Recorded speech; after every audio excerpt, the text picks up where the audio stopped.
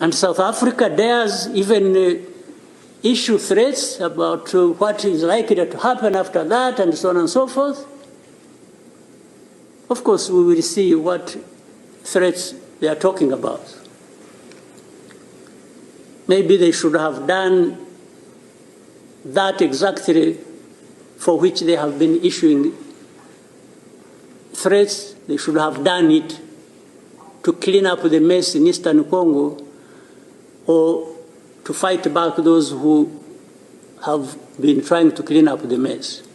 You know, President Kagame must be understood at different levels. Level number one, that he himself was a refugee after the first genocide in 1959. And his family was in Uganda for a very long time, suffering discrimination and alienation. And when he was in that space, that he himself participated jointly with President Yoweri Kaguta Museveni in liberating Uganda when he was a part of the NRA-NRM.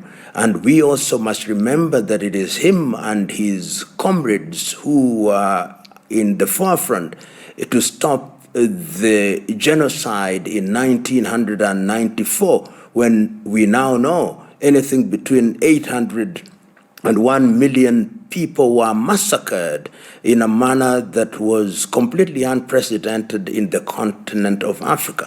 So he must be understood in the context of the genocide, and that he is a leader who emerged from that space. And when people have called President Kagame a dictator, I've denied it. I've said Kagame is a disciplinarian. And his disciplinarian approach is informed by the realities on the ground in Rwanda. And remember that around Rwanda, there are also people who ran away, people who belong to the old regime of Habyarimana and who are in the army, and people who are civilians who are involved in the massacre of the Tutsi and moderate Hutus in Taharamwe, who are actually still in the Democratic Republic of Congo. And when, therefore, it is said that Kagame is an expansionist, and he's been accused of being an expansionist. In fact, he, together with President Yoweri Museveni, have been accused of wanting to create what is called the Bahima Batutsi Kingdom. I don't think so.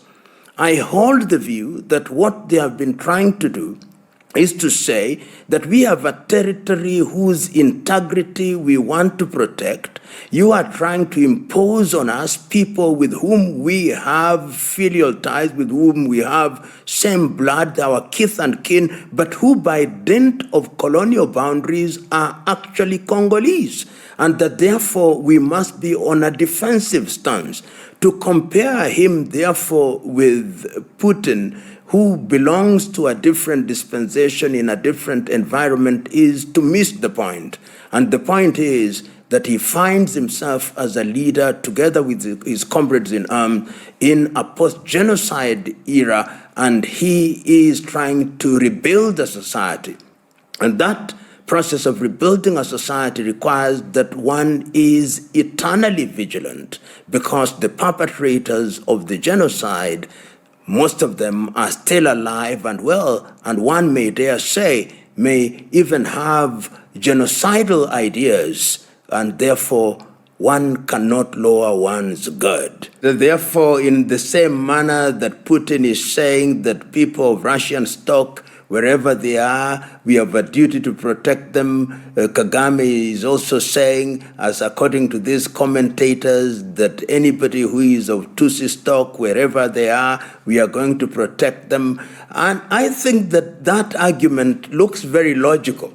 But its logic dies when you come to grip with the reality that in the case of Rwanda, the people who are of Rwandese or Tutsi stock in the Democratic Republic of Congo are actually Congolese.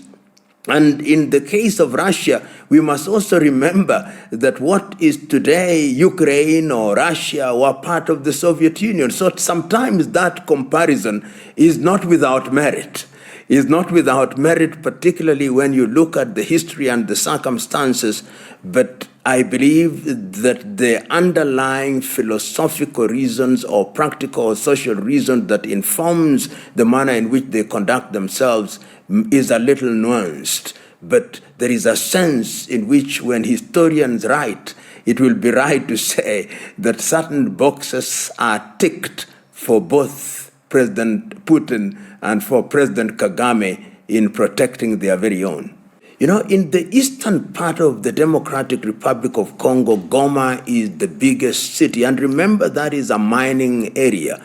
That is a mining area, and the mines that are to be found in eastern Congo, whether it's uranium, whether it's cobalt, whether it's rare earth, whether it's gold, the biggest airfield, official airfield, is to be found in Goma. It is also the city that connects you with the rest of East Africa, whether you are talking Uganda, Kenya, Tanzania, and the rest of the African hinterland, if you may. So it is significant in that regard because of absence of good infrastructure in DRC. Congo is a country that has very few roads, very few railways, if any. So when you move from Kinshasa or Kisangani or Bukavu, the place that you come to is Goma. So Goma is really important for Eastern Congo, which is the home of mines, and which, when DRC stabilizes, that is actually the fountain of their riches. When you take Goma, you hit the very heart of Eastern Congo. You know, one can never say never, and that is why some of us are saying, before that happens, it must be stopped. You know, when you see the MR23 taking Goma, they are actually saying, we can march on to Kinshasa. And it has happened before during the Kabila administration. And it is also possible that the administration in Kinshasa will not stand by and watch them march on. They would invite their own friends as they did before. And if they did so, you would once again have different countries involved, both from within Eastern Africa or Southern Africa or Central Africa. And nobody wants that, because when that happens, there'll also be other countries who actually love it when Congo is at war and in a state of confusion. And there are countries which are former colonizers whose subterranean hands are ever present, because an unstable Congo and an unstable Africa is a good hunting ground. So we pray and hope, and beyond prayer and hope, the political leaders must make every effort to ensure that that does not happen. The decision, in my view, to sever diplomatic ties with Rwanda that was made, in my view, very hurriedly, ought to be reversed. You must retain some kind of engagement. Even in the most difficult times, you must have détente, where you have their capacity and the ability and desire to negotiate and to engage, so that you keep on talking. Because when you stop talking, that is when chaos begins. So I am of the view that every effort must be made, and there should be shuttle diplomacy to ensure that we don't have another Congo war, South Sudan. So in that context, I understand that he is reacting properly and saying, these are member states, let's have an urgent meeting. But it beggars belief that you are calling the president of a former colonizer and a neo-colonizer to tell you how to run African affairs. But all these are out of what I call colonial hangover. African politicians still hold the view that they must be second-guessed and supported by presidents of former colonizers. We must decolonize our minds. You don't need Macron. You don't need any president to tell us in Africa how we can make our own peace. This is why they look down upon us. that even the things we can't do, we still behave as if we are school boys and school girls, and they've got to tell us what to do. I hope that when the meeting of the East African Community Heads of State is convened, heads of state will say, no, we don't want France, no, we don't want all these fellows. They could be friends of goodwill, but the territory must be defined. What we are doing for Africans, let Africans do. Nyerere was so clear in these things that lasting peace can only be achieved if it is midwifed by Africans who are guarantors. And if we want any international presence in the meeting, it should be through the institution of the United Nations in which we are members, not some foreign power. And Macron has demonstrated not once, not twice, that he has great contempt for Africa, and we should shut him out. You know, there are many suspicions as to who is the guarantor and who is the person behind M23. There are suggestion and speculation that M23, of course, as we know, this is in the public domain, that the Rwanda is behind them. There are those who even argue that even France is behind them. There are those who even argue that the United States is supporting them. Those arguments are there. But even if that were true, I believe that it is African countries who should, in the first instance, examine what is on the ground. And if indeed the French are involved in some way or other, then it is our duty to ensure that those umbilical cords are cut. But ultimately, one of the things that must be done, even as we blame others, is not to deal with the symptoms, but to deal with the root cause. I know there are many individuals, one of whom has written over 20 books. And in those 20 books, what he does is to make all manner of accusations against Rwanda and against M23. And that individual has indeed been one of the fellows that is cited as the authorities in that area.